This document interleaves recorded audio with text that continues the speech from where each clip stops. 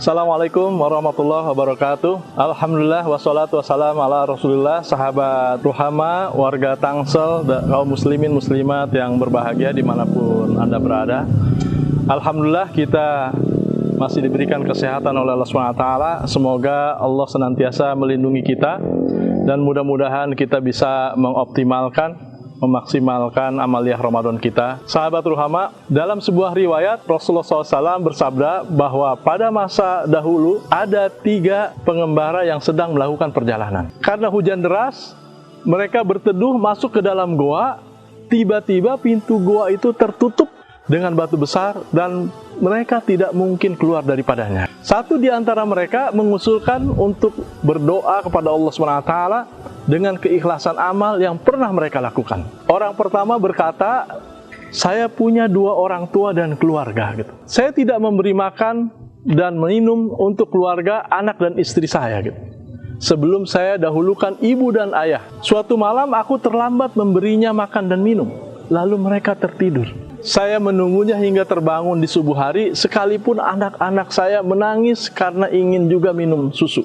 Kemudian ia berkata dalam doanya, ya Allah, jika yang saya lakukan itu untuk menginginkan ridho-Mu, maka keluarkanlah saya dari musibah ini. Setelah berdoa, batu bergeser sedikit dari mulut gua, namun belum bisa dilalui oleh mereka. Orang kedua pun melakukan hal yang sama. Dia berkata, saya punya sepupu yang sangat cantik. Saya goda, tapi ia menolak.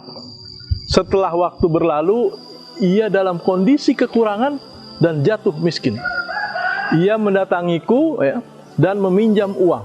Saya berikan 120 dinar dengan harapan saya bisa menikmatinya. Namun ia berkata, takutlah engkau kepada Allah, kamu tidak halal untukku. Lalu saya merasa berdosa, kemudian berkata kepadanya, ambillah uang ini dan pergilah. Dia melanjutkan ucapannya dengan berdoa, ya Allah, jika yang saya lakukan untuk memperoleh ridho-Mu, maka keluarkanlah saya dari musibah ini. Batu itu kemudian kembali bergerak, namun belum bisa bagi mereka untuk keluar dari gua tersebut. Orang ketiga kemudian berkata, ya Allah, saya punya banyak pekerja yang saya berikan gaji, namun ada satu pekerja yang karena satu hal ia belum mengambil gajinya. Saya simpankan dalam bentuk hewan ternak dan ternyata berkembang biak hingga cukup banyak. Suatu hari ia meminta gajinya, lalu saya berikan semua hewan ternak yang ada. Ya Allah, jika apa yang saya lakukan itu untuk memperoleh ridho-Mu, maka keluarkanlah saya dari musibah ini.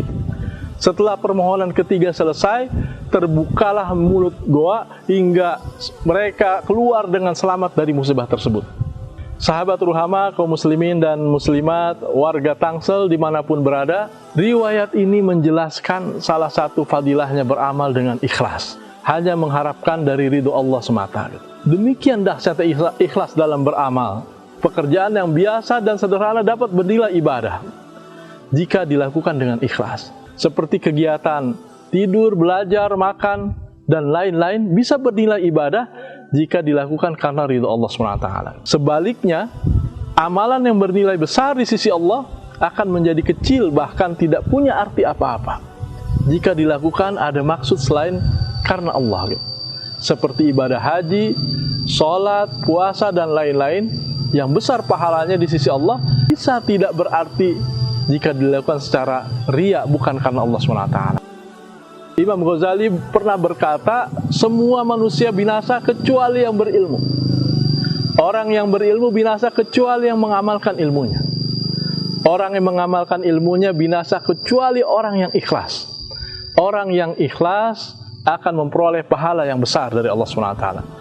Mari kita jadikan masing-masing dari kita menjadi pribadi yang ikhlas dalam beramal. Insya Allah mudah-mudahan fadilahnya akan kembali kepada kita semua. Wallahu a'lam bishawab. Wallahu muwaffiq ila aqwamit thoriq. Wassalamualaikum warahmatullahi wabarakatuh.